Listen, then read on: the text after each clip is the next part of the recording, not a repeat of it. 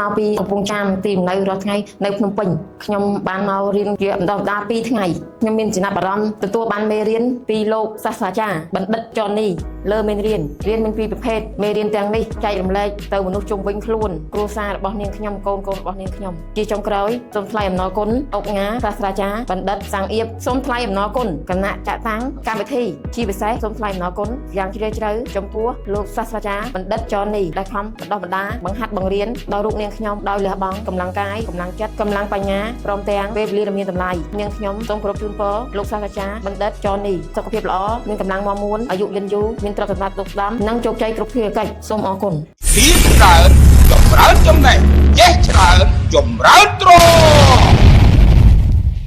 នាំមកជូនដល់